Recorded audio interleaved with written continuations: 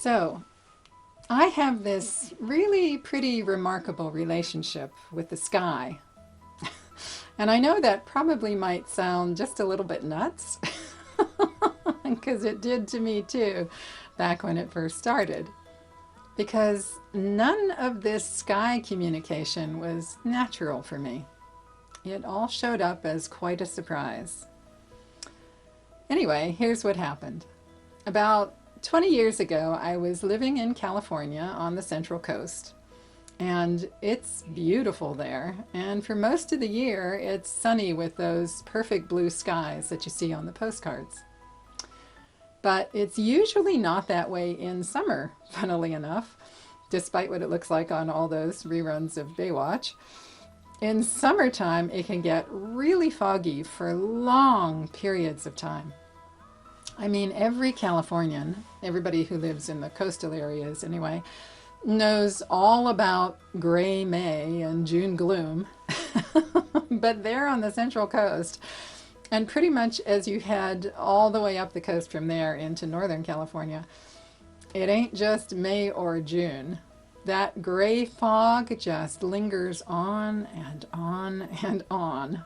We're talking August, basically. The sun just disappears behind this thick, relentless gray cloud cover, and it stays hidden for months at a time. It doesn't happen every year, or at least it didn't back then, but definitely sometimes. So this one year it was like that. The sun hadn't even peeked through the cloud cover once in like 3 or 4 months. And I was a Buddhist at the time. So I was sitting in front of my Buddhist altar one day, and the altar had these big windows on either side of it. And on this particular day, I was just seriously on a roll, you know, deep in prayer and feeling very connected to all that is, very alive, very inspired, and just sort of spontaneously proclaiming to the universe that I'm here on this planet to be of service to all beings. And you know, I really felt it. It was an incredible, unforgettable feeling of true connection. Anyway, right at that exact moment, this beautiful shaft of golden sunlight came streaming in the windows. And I was just gobsmacked because I hadn't seen the sun in such a long time. And now here it was, just radiant and gorgeous and pouring in. So I jumped up to look out the window, and the sky was still just solid, flat, gray cloud cover in all directions, as far as the eye could see, except for this perfect little square hole in the cloud, right exactly where the sun was. And it was aiming its beam straight into my window and pretty much nowhere else. And I was absolutely filled with awe, and also with this inexplicable knowing that somehow my prayer had directly called forth this response from the sky. And that seemed just totally bonkers to me back then. How could I, a person, a single individual, a puny little solo human being, how could I have any sort of effect on the weather?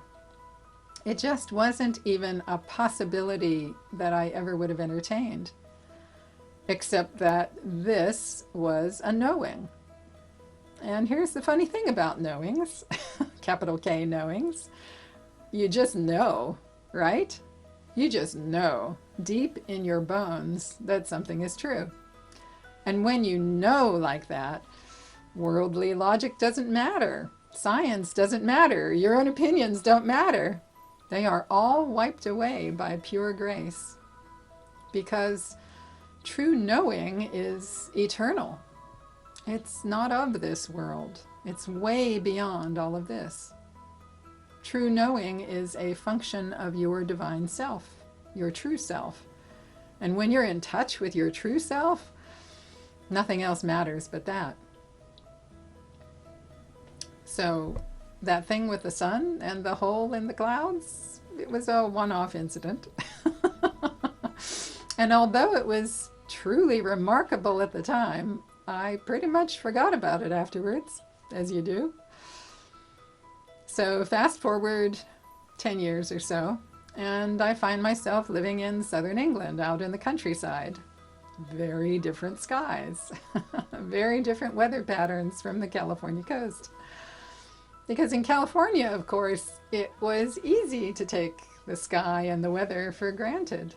You knew it would nearly always be clear and blue, except for those gray, foggy periods, I mean. But here, this amazing island weather, it's just so beautiful and so unexpected and unpredictable, the skies in this part of the world. It's incredibly changeable and actually very inventive, you know? Every 10 minutes, something completely new and amazing.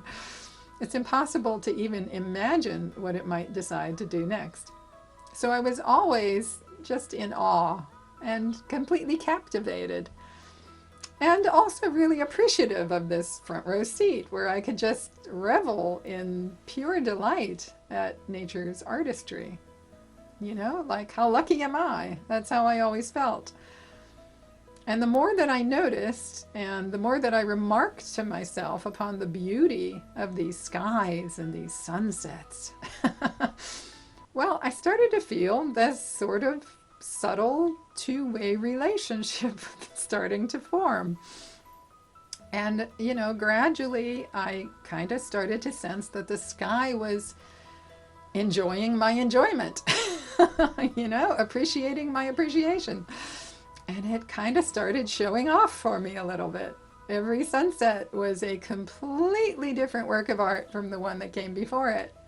And it was almost like the sky was saying, oh, you like that one? Well, what do you think of this? And how about this? And each one was more beautiful and more amazingly spectacular than the last one. And me just marveling at every one of the sky's incredible creations. And so we kind of started to play together, the sky and I. But you know, even though I was aware of that, I still didn't think too much about it. I didn't attach any particular importance to it, you know. It was fun, but it wasn't any kind of big thing. But then my husband and I were planning this weekend away up in London, where I knew we'd be doing a lot of walking around in nice shoes. And there had been non-stop rain recently all over this part of the country, you know, the really cold, miserable kind. And the weekend forecast was for more of the same. So I was a little concerned because a fun weekend away is a lot less fun, right? If you're slogging through the cold and the wet all day. So I reached out to my friend the sky and I sent a mental picture of the kind of weather that I hoped to see for that weekend. I sent this picture of patchy clouds and blue skies over London. Not absolutely perfect weather. It was kind of a blustery sort of image that I sent. I didn't want to ask for anything that was too outrageously different from what was already going on, because that seemed rude. I just wanted something that was not gray and raining, basically. And I flashed that picture along with kind of a silent question, like, if it's not too much of a bother, could we have some of this, please? And then I let it go. And, you know, that is exactly what happened. The skies were patchy blue with gusty breezes all weekend, exactly like what I'd asked for. And I definitely noticed the coincidence of that, because how could I not? So, right throughout this same time, I'd kind of been going through this long period of digging deep, spiritually speaking. And some of it was kind of intense, actually. And like I said, we'd been having this consistently crappy weather for weeks and weeks and weeks. just dark and depressing every single day. Sometimes raining, sometimes not, but never any sun or blue skies, which was making the whole thing I was going through even more of a challenge, really. So one day I asked the sky, I don't want to interfere with how you express yourself, but I'm just saying I could really use just a little bit of sunshine every single day because it would really help me a lot. So could I please have even just 5 minutes of blue sky and sun peeking out from behind the clouds each day to help me find that inner sunshine in myself, you know? Not if it's inconvenient, I mean. Yeah, and you know, on those rare days when I'm not holding up my end of that bargain, those days when I am gray and rainy on the inside myself and I'm not even trying to locate that inner light, then fair enough, you don't need to bring out the sun either. You can just be gray and rainy all day too. And we'll be gray and rainy together, okay? So that was my request, my bargain. And amazingly enough, the sky was incredibly generous. And it not only granted my request, it gave me more than what I asked for. Every single day, the sun came out for at least a half an hour, and sometimes we'd have a whole afternoon of blue sky and sun before the rain or the dark gray skies came back. And sure enough, on those occasional dark days when everything looked bleak on the inside, it was gray and rainy all day outside too, which was exactly like what I'd asked for. And it went on this way for, oh gosh, maybe 6 months. It was a long time. So I started to mention this phenomenon to friends, as you do, because I was finally realizing that it actually was a phenomenon. And they started putting in their requests, like, could you ask for nice weather on my birthday? That sort of thing. And, you know, it's not that I was reluctant to help. Of course, I was happy to do it. It's just that I know this is not some super special gift that I alone have.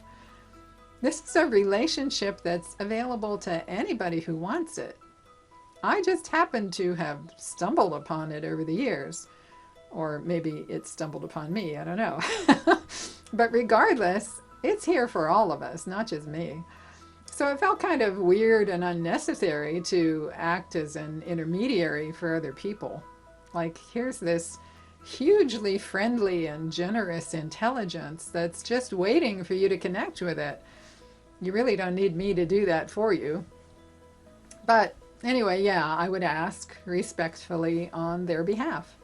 Just a simple request to the sky, flashing a quick mental picture of what kind of weather would, you know, bring added pleasure to this special event here. You know, as long as it doesn't harm anybody else by depriving them of their much needed rain, because I was conscious of not wanting the request to ever be at anybody else's expense, you know. So I would always add that in, and then I let it go. And I would say maybe 75% of the time, the sky did do what I asked. And funnily enough, this business of communicating in pictures turns out to be incredibly useful in our relationship with the natural world. Incredibly useful and also incredibly simple. Because, you know, it seems to me that it might possibly be how all beings of nature communicate with each other. That's my working theory, anyway. And I kind of just stumbled upon that too. I guess I do a lot of stumbling. But it turns out to have lots of useful applications beyond just sky communication. And we'll talk a little bit more about that in future episodes. But anyway, there's one more fun aspect to this sky business that I wanted to mention to you. And that is that somewhere along the way, I found out that I can call rainbows. Sort of. We just naturally get a lot of rainbows here. A lot of rain, a lot of sun, a lot of both together. So rainbows happen pretty often. But because I'm so attuned to the sky at this point, you could say I'm kind of in co-resonance with it. which I guess is really just another way of saying I pay attention to the sky, I focus my consciousness there fairly often. So I kind of know what's going on with it a little bit. So I've noticed that that means I can usually feel a rainbow before I see it. So like I'll be busy working at the computer, for example, doing some writing and just totally oblivious to the world and concentrating hard on what I'm doing. And outside, there'll be some sun and some rain. And all of a sudden, I'll just know it's rainbow time. I feel it and it stops me in my tracks and I look up and there it is right outside my window. And again, that's about 75% of the time that I correctly call a rainbow. I don't know why it's a 75% success rate with all of this stuff. And I don't feel any particular urge to fine tune it to see if I can get it any closer to 100%, because it's not like it's a particularly useful skill or anything. It's just something that brings a little bit of joy to my day. But here's one thing about that that's kind of interesting. Every so often I get that feeling, that rainbow knowing, but there's no rainbow. But there's supposed to be a rainbow. I know there is. I can feel it. And that's kind of a weird feeling. So in my mind, I say it to the sky, like, hey, where's the rainbow? Not demanding one, like the sky owes me a rainbow. I'm just asking, where is it? And the sky, generally speaking, produces a little rainbow then right in front of my eyes. So I don't quite know what that one is about. But still, I think it's lovely to get that kind of instant feedback and the kind of comfortable relationship that allows for easy communication like that. It's like a genuine friendship.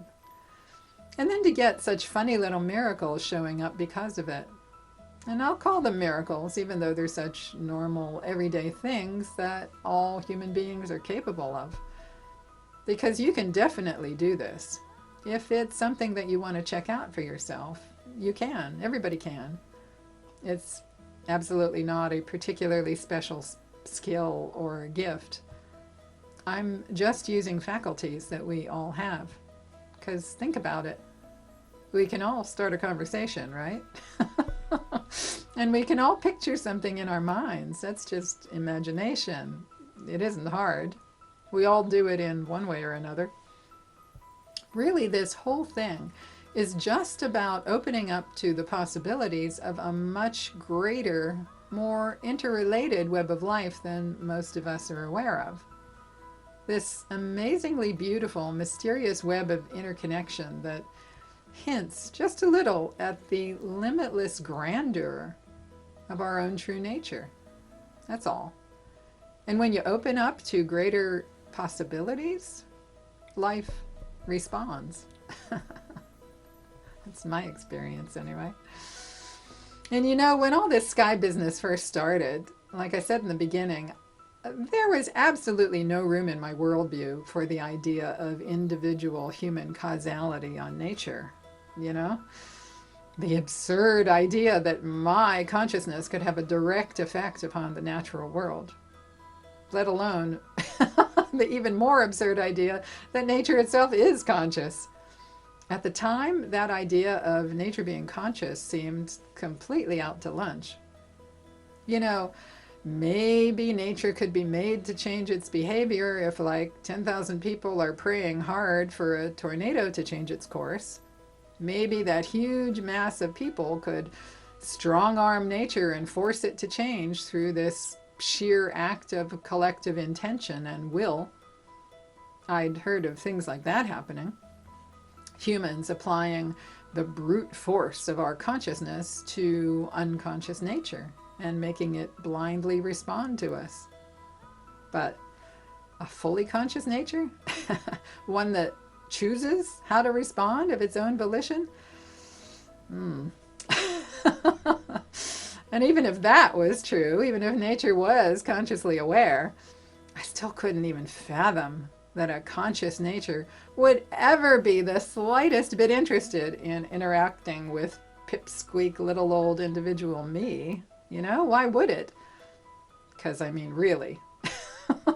An easy two-way relationship in which a fully conscious nature would be remotely willing to take the time to interact with me personally, let alone welcoming me, being glad to interact with me. It wouldn't even compute. But now, of course, 20 years later, I take it as a given that all of this is so. And because my worldview easily includes this consciously loving natural universe with which I can happily interact, interaction happens all the time. And that's really the bottom line of how and why this kind of thing happens. So by now, it's always a delight, but never a surprise when nature responds to me. So by telling you my sky story, what I'm really wanting to do here, once again, is to point at your own vast potential as a human.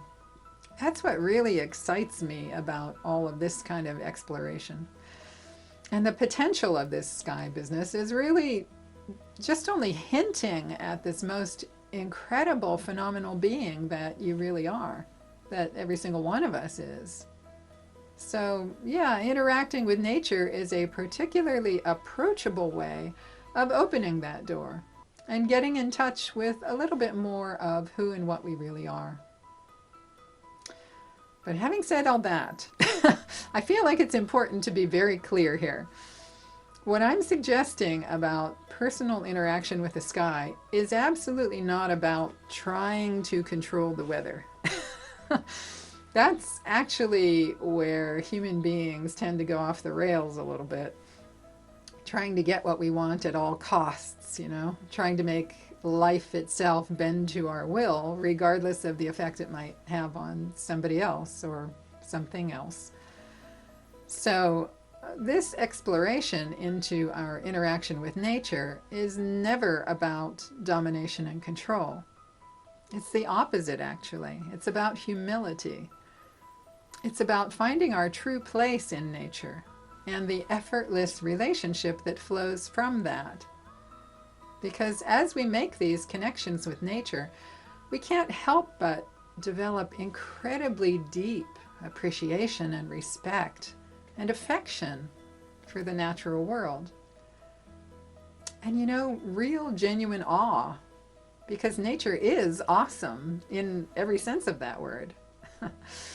And I confess that took me a good long while to get, because I was so estranged from nature for such a long time.